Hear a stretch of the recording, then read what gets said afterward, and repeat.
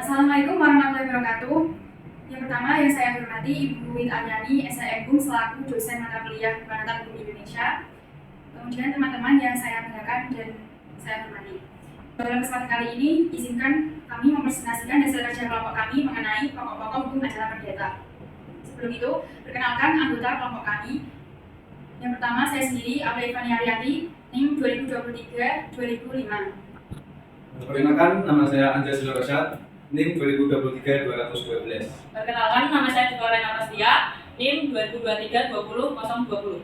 Perkenalkan, nama saya Eka Yaki Febri Kurniawan, NIM 2023-232. Pengertian hukum acara perdata menurut Profesor Dr. Sutino Kusuma SK. Peraturan hukum yang mengatur bagaimana cara ditaatinya hukum perdata material dengan peraturan hakim.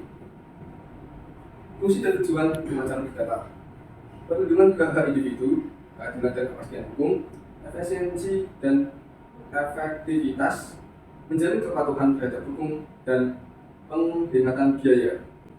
Untuk mencapai tujuan tersebut, kita harus memperhatikan asas-asas hukum acara perdata. Yang pertama adalah hakim bersifat menuduh, yang artinya hakim tidak boleh menyuruh orang untuk mengajukan sebuah gugatan kepada hakim. Dan juga hakim bekerja tersebut tergantung para pihak ada yang menggugat atau tidak. Yang kedua adalah hakim bersifat pasif. Hakim bersifat pasif maksudnya adalah hakim bersifat pasif atas surat sempitnya gugatan, yang mana hakim tidak boleh memberitahu atau bernasihat tentang surat gugatan tersebut. Ketika ada seseorang mengajukan sebuah gugatan, entah itu dalam bentuk surat atau apa, hakim ini tidak boleh menilai surat itu misalnya kurang dalam penulisan ini, kurang penulisan ini, itu tidak boleh dilakukan oleh hakim. Artinya hakim tidak boleh ikut campur dalam urusan surat menyurat dalam hal surat gugatan tersebut. Namun hakim dapat aktif ketika surat tersebut sudah diajukan kepada hakim, dan aktifnya itu adalah dalam hal mengadili sebuah gugatan tersebut. Itu juga tertuang dalam pasal 130 HIR, yang mana ketika para pihak tersebut sudah kumpul dalam sebuah persidangan, hakim mempunyai wewenang untuk mendamaikan. Ketika keduanya tersebut sudah damai, hakim membuat akta persetujuan tentang kelanjutan acara tersebut, dan juga para pihak tersebut harus mematuhi akta persetujuan tersebut. Dan juga tertuang dalam peraturan Mahkamah Agung nomor 1 tahun 2016 tentang kewajiban mediasi, yang mana mediasi tersebut harus diadakan dalam salah satu ruang persidangan. Hakim tidak boleh memutuskan mediasi ini di luar persidangan. Masuk yang ketiga adalah sifat terbuka persidangan. Kenapa dilakukan? Kenapa harus ada sifat terbuka persidangan ini? Agar semua pihak bisa menilai proses persidangan tersebut, dan juga agar hakim ketika memutus perkara lebih objektif, tidak boleh memihak apabila ada hubungan darah. Ketika ada hubungan darah dalam persidangan tersebut, hakim itu harus bersadar diri untuk mengundurkan dari acara tersebut. Itu adalah moral dalam hakim. Tetapi ada pengecualian dalam sifat terbuka ini, yaitu dalam hal perceraian. Itu prosesnya itu secara tertutup, namun dalam pembacaan putusan ini sifatnya terbuka, karena secara umum sifat persidangan ini adalah terbuka. Selanjutnya nomor 4 adalah mendengar kedua belah pihak, yang maksudnya adalah hakim tidak boleh memihak ke salah satu pihak, artinya tidak adil dalam memutus. Ketika penggugat dan tergugat ini menjelaskan tentang gugatan jawaban atau tentang pembuktian, hakim harus mendengarkan dari kedua belah pihak tersebut. Dan juga tertuang dalam pasal 5 ayat 1 nomor 4 tahun 2004, pengadilan mengadili menurut hukum dengan tidak membeda-bedakan orang. Putusan harus disertai alasan-alasan, yang dalam arti lainnya adalah ratio desidendi, alasan atau penalaran yang menjadi pokok atau suatu putusan. Yang misalnya dalam ketika hakim memutuskan suatu perkara, ketika dia memilih penggugat ini ketika dia menerima pembuktian dari penggugat, dia harus menyertakan alasan. Misalnya pembuktian yang dibawa oleh penggugat ini sudah konkret, sudah jelas, ataupun dengan surat-suratnya itu. Yang keenam adalah beracara dikenakan biaya. Namun ada batasan-batasan ketika orang tersebut tidak mampu dalam hal membayar. Ini ada pro-dio dan pro bono, yang mana pro-dio ini yang membayari, yang menangani kasus ini adalah dari negara. Ketika pro bono ini adalah dari advokat. Yang ketujuh adalah tidak ada keharusan mewakilkan. Mewakilkan ini artinya penggugat meminta mewakilkan kepada kuasa hukum, pengacara misalnya. Boleh mewakilkan tersebut ketika penggugat tersebut tidak ada waktu dalam acara tersebut. Namun ketika penggugat tersebut sudah ada kemampuan dalam hal bidang hukum, dia tidak ada kewajiban untuk mewakilkan. Namun ketika dia tidak ada pemahaman tentang hukum, dia boleh meminta mewakilkan dalam acara persidangan tersebut. Pihak-pihak dalam hukum acara perdata terdapat dua, yaitu penggugat dan tergugat. Penggugat adalah pihak yang mulai membuat perkara, yang maksudnya adalah dia itu orang yang merasa haknya dilanggar. Ketika dalam persidangan penggugat ini lebih dari satu, maka dalam persidangan ini disebut dengan para penggugat. Yang kedua adalah tergugat, pihak yang oleh penggugat ditarik ke muka pengadilan. Dalam arti lain, tergugat ini telah melanggar hak penggugat.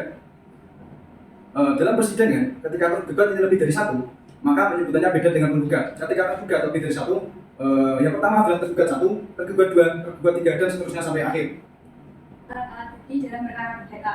Menurut pasal 164 Republik Indonesia ada 5 alat bukti dalam perkara perdata. Yang pertama adalah surat, yang kedua saksi, ketiga persangkaan, keempat pengakuan, dan kelima merupakan sumpah. Yang pertama adalah surat. Surat itu merupakan sesuatu yang mengandung tanda bacaan yang dapat dimengerti dan mengandung suatu pikiran. Surat sendiri dibagi jadi 2, yaitu akta dan surat-surat atau tulisan lain. Kemudian yang selanjutnya adalah saksi.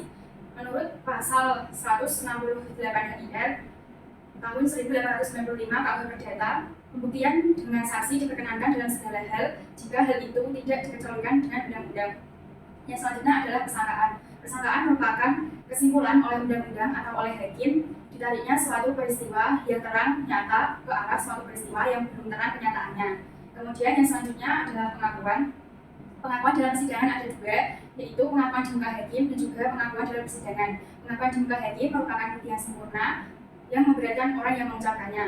Kemudian pengakuan dalam persidangan merupakan bukti yang mengikat tetapi merupakan bukti yang bebas. Kemudian yang terakhir adalah sumpah. Di dalam persidangan ada 2 sumpah, yaitu yang pertama sumpah pemutus dan yang kedua adalah sumpah tambahan. Yang selanjutnya adalah proses pelaksanaan hukum acara perdata. Ada 7 tahapan, yaitu yang pertama adalah dimulai dari gugatan.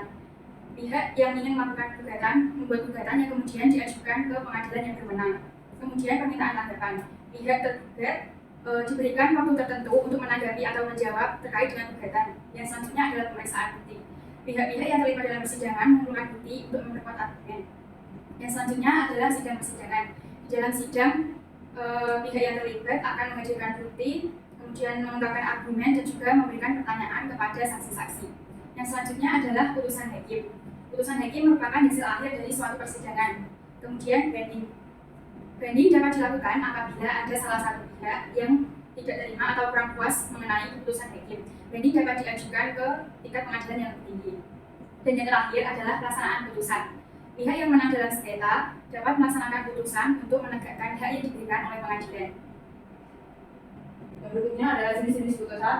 Menurut pasal 185 ayat 1 HIR dan pasal 196 ayat 1 RPD yang memuat jenis-jenis putusan. Jenis-jenis putusan ini terdapat 2, yaitu putusan sela. Putusan sela adalah putusan yang dijatuhkan oleh hakim sebelum memutuskan pokok perkaranya dengan tujuan untuk mempermudah atau memperlancar kelanjutan pemeriksaan perkara di persidangan. Putusan sela diklasifikasikan menjadi beberapa jenis. Yang pertama, putusan preparatoir, yaitu putusan yang dijatuhkan oleh hakim untuk mempersiapkan dan mengatur pemeriksaan perkara yang bersifat tidak mempengaruhi terhadap pokok perkara. Yang kedua, putusan interlokutoir, yaitu putusan yang dijatuhkan hakim dengan amar yang berisikan perintah pembuktian yang bersifat dapat berpengaruh oleh pokok perkara. Selanjutnya, putusan provisional adalah putusan yang bertujuan untuk menetapkan suatu tindakan sementara bagi keputusan salah satu pihak yang bersengketa yang bersifat hubungan dan mempengaruhi terhadap pokok perkara. Dan terakhir, putusan insidentil adalah putusan yang dijatuhkan hakim berkaitan dengan adanya kejadian yang menunda keberlangsungan proses pemeriksaan di persidangan.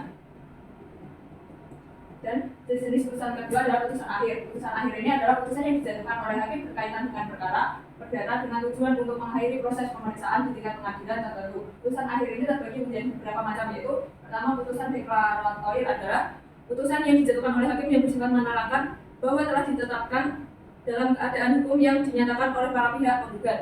Dan yang kedua adalah putusan konstitutif adalah putusan hakim yang bersifat ditetapkan suatu keadaan hukum baru atau dihapuskannya keadaan hukum yang telah ada.